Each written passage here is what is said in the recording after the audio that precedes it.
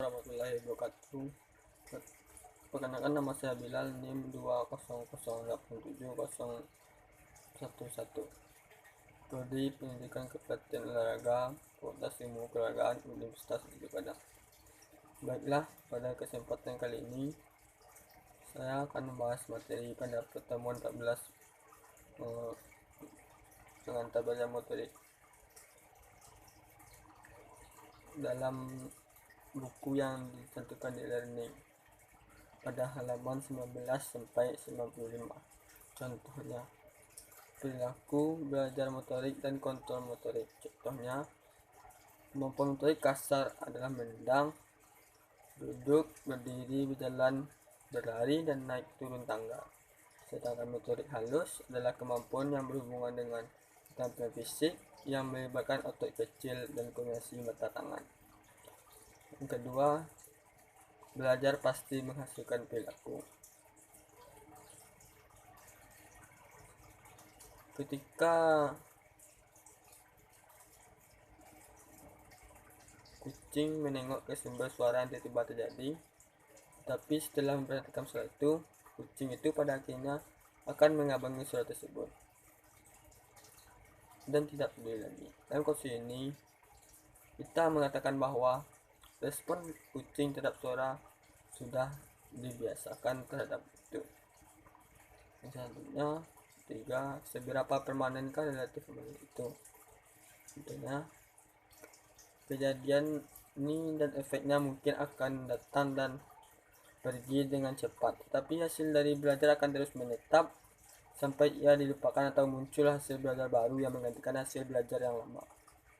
Ada problem lain yang masih terkait yang lebih serius, yaitu fenomena memori jangka pendek, short term memory.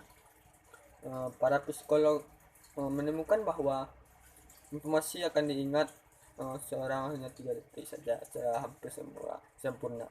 Kemudian dalam 15 menit selanjutnya ingatan mereka hampir turun hingga titik nol atau lupa sama sekali. Selanjutnya, belajar dan perubahan tindakan. Contoh, tak semua perilaku yang lebih sederhana adalah hasil dari refleks yang dapat didefinisikan sebagai respon yang tak dipelajari lebih dahulu atau respon kebawaan interna dalam rangka bereaksi terhadap sekelompok stimuli tertentu. Perilaku yang kompleks juga merupakan karakteristik bawaan.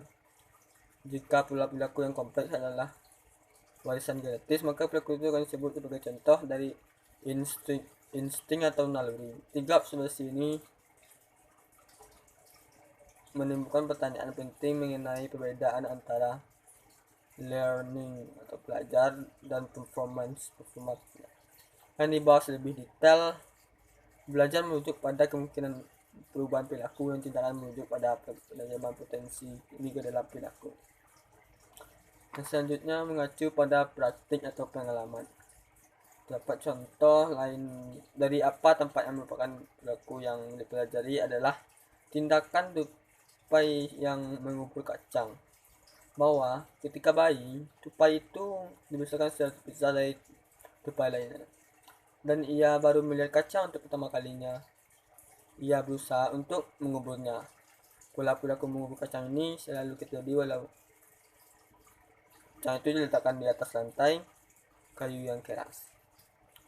Tupai itu mengaruk-ngaruk lantai dengan gerakan seolah-olah akan menggali lubang, menekan kacang itu dengan hidungnya dalam usaha untuk memasukkan kacang itu dalam lantai, dan kemudian melakukan gerakan yang menutupi dengan environmental dinamakan imprinting atau penanaman.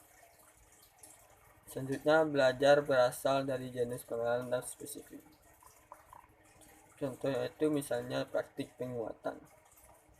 Hubungan antara stimulus dan respon atau akumulasi informasi. Definisi ini juga menekankan kita bahwa pengalaman dapat menyebabkan peristiwa yang bukan tindak belajar yang bisa mendominasi perilaku.